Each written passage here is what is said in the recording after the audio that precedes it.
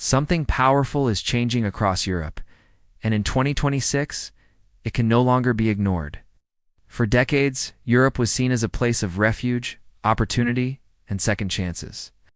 Millions believed in what was often called the European dream, a promise of safety, work, dignity, and a future. But today that dream is fading fast. Across the continent, governments that once opened their doors are now closing them with force. Deportations are rising, asylum approvals are falling, borders are hardening, and enforcement is no longer whispered about behind closed doors. It is now announced openly, defended loudly, and supported by voters who say, enough is enough. Today, we are counting down 7 European countries that are kicking out immigrants at record levels in 2026. We will explore where these decisions come from, why they are happening now, and what they mean for the future of Europe. Some of these policies will surprise you. Others may challenge what you believe is fair or necessary. Stay with us until the end, because the final country shows just how far Europe has moved away from its old promises. Number 7. Denmark. Denmark is often ranked among the happiest and most stable societies in the world. It is known for trust, social order, and strong public institutions. Yet in 2026, Denmark also stands as one of the strictest immigration enforcers in Europe. The Danish government has made its position clear. Illegal migration will not lead to settlement. Temporary protection will not become permanent by default. Time spent in Denmark no longer guarantees the right to stay. One of the most controversial policies remains Denmark's offshore asylum processing system. Asylum seekers who arrive in Denmark are transferred to facilities outside Europe, where their cases are reviewed. Danish leaders argue this removes the incentive for dangerous journeys and weakens human smuggling networks.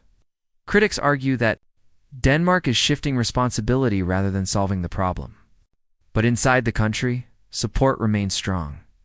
By 2026, Denmark's asylum approval numbers are among the lowest in Europe.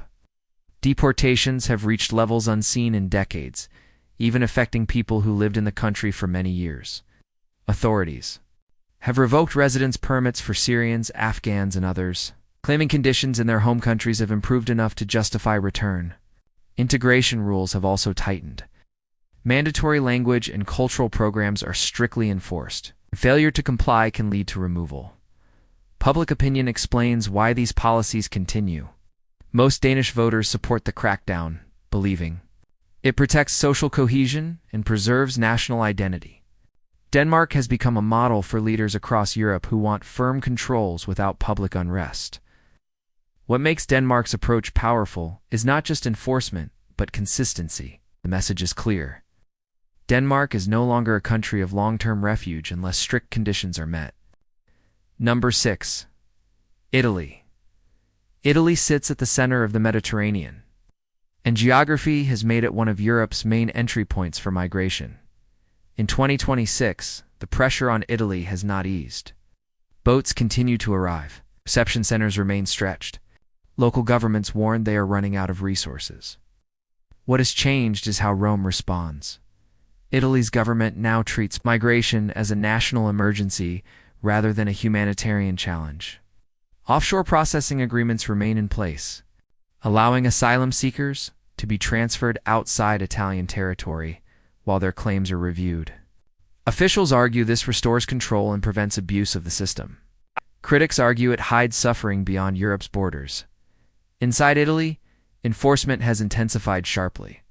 Rapid deportation procedures have expanded, allowing authorities to remove undocumented migrants in weeks instead of months. Police operations target illegal work, informal housing, and expired permits. Rescue groups face heavy restrictions, with fines and legal penalties for bringing migrants to Italian ports without authorization. Public support for these measures remains strong. Many Italians feel abandoned for years by the wider European system and believe firm action is long overdue. For them, this is not about cruelty, but survival. Italy's role as Europe's front line has shaped its response. And in 2026, the country shows no sign of returning to softer policies. Number 5. Poland. Poland's immigration stance in 2026 is defined by one word: Security. The country's eastern border remains one of the most sensitive in Europe. Polish leaders continue to accuse neighboring states of using migration as a political weapon, pushing people toward the border to create instability. In response, Poland has chosen one of the hardest lines on the continent. Border barriers, surveillance systems, and military patrols remain in place. Illegal crossings have dropped sharply, which the government presents as proof that strong borders work. Inside the country, emergency laws allow for immediate removal of anyone caught crossing illegally. Asylum procedures are suspended in border zones. Deportation flights operate continuously. Polish authorities argue they are defending not only their own country, but the entire European Union. Critics argue that Poland is violating international obligations and denying protection to people fleeing real danger. Yet public opinion strongly favors the government's approach. Many citizens see immigration control as essential to preserving safety, stability, and national culture. Poland's case shows how quickly security concerns can override humanitarian ideals. In 2026, the country makes no apology for its stance. The border comes first. Number 4. Finland. Finland has long been known for calm politics, strong institutions, and quiet compassion. But in 2026, Finland's immigration policy tells a different story. The country's eastern border remains closed, and a high-security fence continues to expand. Authorities say the goal is simple: prevent uncontrolled entry at all costs. Deportations in Finland have doubled compared to earlier years. Express removal procedures allow authorities to deport people within days of illegal entry. Residence permits are being reviewed more aggressively, and thousands have been revoked. Even long-term residents face removal. If authorities decide conditions in their home countries are safe enough, criminal deportations have surged as well. Offenses that once resulted in fines or warnings now trigger expulsion. The message is clear. Legal status in Finland depends on behavior, compliance, and security assessments. Human rights groups warn that Finland is abandoning its image as one of Europe's most humane societies. Public opinion, however, remains supportive. Many Finns believe their welfare system cannot support unlimited migration and that firm boundaries are necessary. Finland's shift shows how even quiet societies harden when they feel threatened. Number 3. Sweden. Sweden's transformation remains one of the most dramatic in Europe. Once celebrated as a global symbol of openness, Sweden in 2026 is focused on enforcement, control, and removal. The reasons are deeply tied to internal challenges. Years of high immigration strained housing, schools, and social services.